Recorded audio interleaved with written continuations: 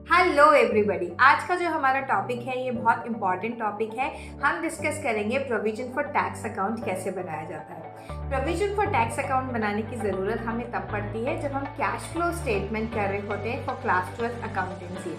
Provision for tax हम बनाते हैं और इस अकाउंट से दो इन्फॉर्मेशन निकल के आती है जिसका यूज़ हम लोग cash flow from operating activities में करते हैं। पहली इन्फॉर्मेशन की कितने अमाउंट का प्रोविजन इस साल में बनाया गया है, which is called provision made during the year. दूसरी इन्फॉर्मेशन निकल कर आती है वो है how much amount of tax is being paid during the year, जो कि हम cash flow from operating activity में सबसे नीचे जाकर माइनस करते हैं। तो चलिए समझ लेते हैं इस प्रोविजन फॉर टैक्स अकाउंट का फॉर्मेट क्या होता है और कौन सी चीज़ें कहाँ पर प्लेस करी जाती है। तो प्रोविजन, जितने भी प्रोविजंस होते हैं they are liability in the nature, इसीलिए प्रोविजन फॉर टैक्स अकाउंट में क्रेडिट साइड में हम लिखते हैं by balance brought down. Balance brought down मतलब ये जो प्रीवियस ईयर का बैलेंस है वो करंट ईयर में ट्रांसफर होके आता है और हम ओपनिंग बैलेंस की तरह उसे क्रेडिट साइड में लिखते हैं।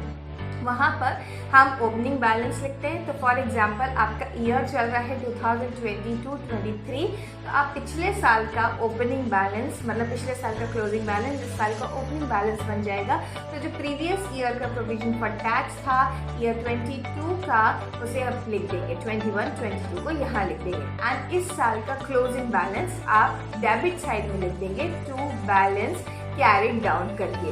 तो हमने क्रेडिट साइड में ओपनिंग बैलेंस लिखा, डेबिट साइड में हमने लिखा क्लोजिंग बैलेंस। सबसे इम्पॉर्टेंट बात यही याद रखनी है कि ये लाइबिलिटी अकाउंट इन नेचर होता है, इसीलिए opening balance credit and closing balance debit में आएगा। फिर हमारे पास इंफॉर्मेशन दी होगी, या तो एडिशनल इंफॉर्मेशन में हमें बताया जाएगा कि कितने अमाउंट का प्रोविजन फॉर टैक्स बनाया गया, या फिर हमें ये बताया गया रहेगा क्वेश्चन में कि कितने अमाउंट का हमने टैक्स पेमेंट किया।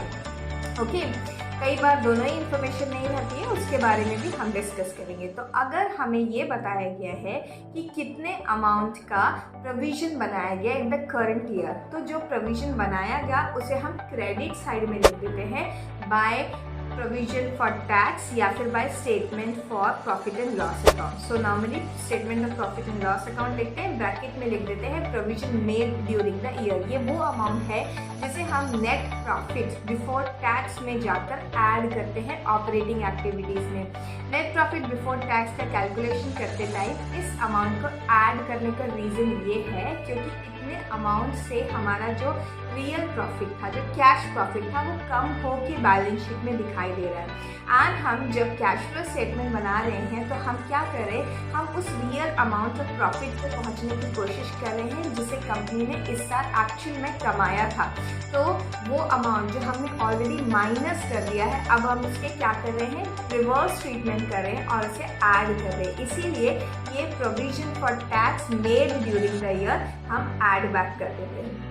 फिर अगर क्वेश्चन में कोई और इन्फॉर्मेशन नहीं दी है, नॉर्मली एक ही इन्फॉर्मेशन दी रहती है, provision made during the year या tax paid during the year, तो हम बैलेंसिंग फिगर से ये डेबिट वाला फिगर निकाल लेते हैं। व्हाट इज डेबिट वाला फिगर? डेबिट वाला फिगर होता है टू बैक। टू बैक मतलब the amount of tax paid during the year.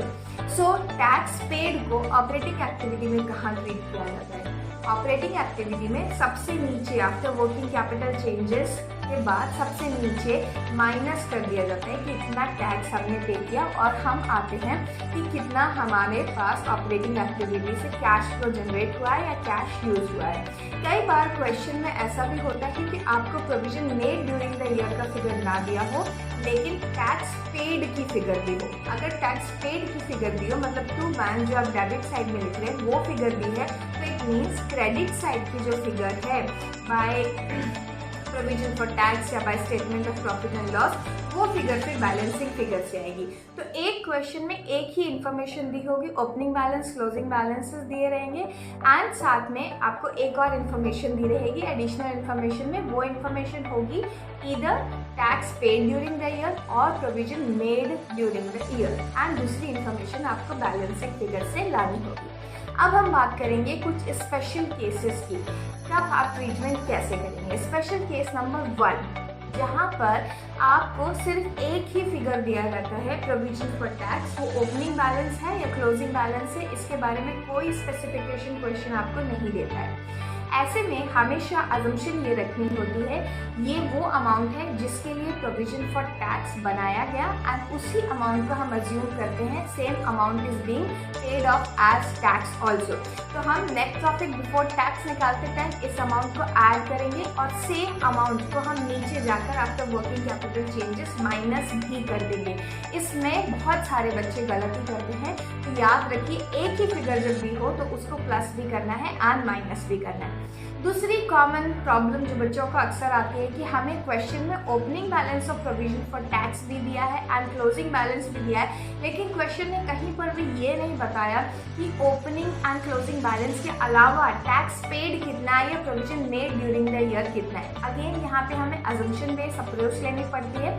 अगर क्वेश्चन में कोई और एडिशनल इंफॉर्मेशन नहीं दी गई है then in that case what do we do, हमारा जो ओपनिंग बैलेंस होता है मतलब कि प्रीवियस ईयर का जो बैलेंस है, बैलेंस ब्रॉट डाउन जिसे हम क्रेडिट साइड में करते हैं प्रोविजन फॉर टैक्स अकाउंट में, उसे हम अज्यूम कर लेते हैं उतने अमाउंट का टैक्स इस साल पे किया गया। और जो हमारा क्लोजिंग बैलेंस है जिसे हम लिखते हैं टू बैलेंस कैरिड डाउन, उसे हम अज्यूम कर लेते हैं दैट इसके बराबर अमाउंट का प्रोविजन करंट ईयर में बनाया गया। मतलब जो ओपनिंग बैलेंस है उतने सेम अमाउंट को माइनस टैक्स पेड करके आप ऑपरेटिंग एक्टिविटी में सबसे नीचे कर देंगे और जो आपका क्लोजिंग बैलेंस है उस अमाउंट को हम नेट प्रॉफिट बिफोर टैक्स निकालते टाइम ऐड कर देंगे। सो ये हो गई सारी बात प्रोविजन फॉर टैक्स अकाउंट से रिलेटेड। आई होप आपको समझ में आ गया प्रोविजन फॉर टैक्स पूरी तरीके से। अगर इससे रिलेटेड कुछ डाउट है तो please do write in the comment section and stay tune to our channel, क्योंकि बहुत सारे ऐसे छोटे छोटे कॉन्सेप्ट की क्लैरिटी के साथ वीडियोस आपको मिलते रहेंगे। Bye, have a great day.